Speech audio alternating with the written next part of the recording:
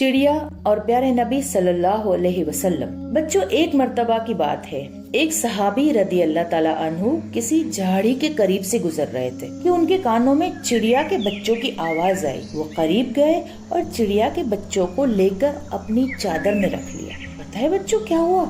इतने में उनकी माँ चिड़िया आ गई और उन सहाबी के सर पर चक्कर लगाने लगी। वो सहाबी उन सबको चादर में लेकर प्यारे नबी सल्लल्लाहु अलैहि वसल्लम के पास आए और पूरी बात बता दी। आप सल्लल्लाहु अलैहि वसल्लम ने फरमाया, चादर जमीन पर रख कर खोल दो। उन्होंने चादर को खोला तो वो चिड़िया नीचे आई और अपने बच्चों के साथ बैठ गई। अल्लाह के रसूल सल्लल्लाहु अलैहि वसल्लम ने फरमाया, क्या तुम इस चिड़िया की अपने बच्चों से मोहब्बत देखकर हैरान हो रहे हो? ये चिड़िया अपने बच्चों पर जितना रहम करने वाली है, बेशक अल्लाह पाक अपने बंदों पर इससे भी ज्यादा रहम करने वाले हैं। फिर हमारे प्यारे आका मोहम्मद सल्लल्लाहु अलैहि वसल्लम ने फरमाया, इन्हें वापस ले जाओ और इनकी माँ समेत इन्हें वहीं रख कर आओ जहाँ से लेकर आए हो। तो वो सहाबी रदी अल्लाह ताला अन्हु उन्हें वापस लेकर चले गए।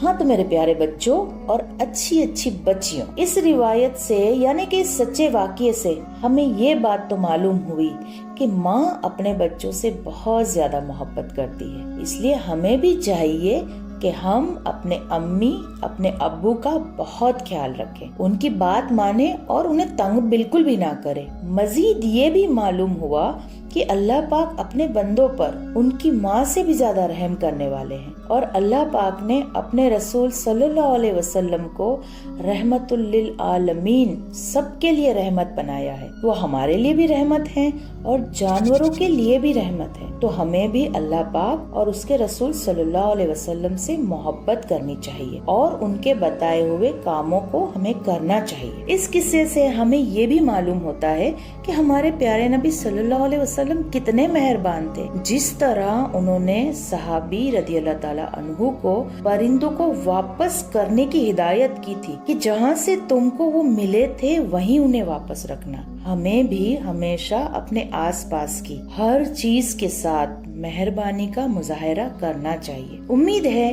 कि हमें मखलूक पर रहम और मेहरबानी करने से अल्लाह ताला हम पर रहम और मेहरबानी फरमाएगा। ये दुनिया में तमाम जानवर जितने भी है ना, अल्लाह की मखलूक का हिस्सा है। इसलिए मुसलमानों का फर्ज है कि वो जानवरों की देखभाल करें। और इस्लाम में जानवरों की भी तो हुकूक है ना बच्चों। अगर कोई मुसलमान जानवरों के साथ प्यार और नरमी से पेश आता है तो अल्लाह ताला उसे बरकत देता है। प्यारे नबी मोहम्मद सल्लल्लाहु अलैहि वसल्लम ने हमें किसी भी जानवर को मारने और उसके चेहरे को दाग लगाने से मना फरमाया है। पता है आपको बच्चों, चाहे वो चूटी ही क्यों ना हो। एक हदीस जिसमें रसूल सल्लल्लाहु अलैहि वसल्लम ने फरमाया, किसी जिंदा जानवर की खिदमत करने से सवाब मिलता है दुनिया में भी और आखिरत में भी। जानवरों को अल्लाह ने पैदा किया है जिस तरह से अल्लाह ताला ने हमें पैदा किया है और अल्लाह की तरफ से शफकत और मेहरबानी हासिल करने के लिए मेरे प्यारे बच्चों,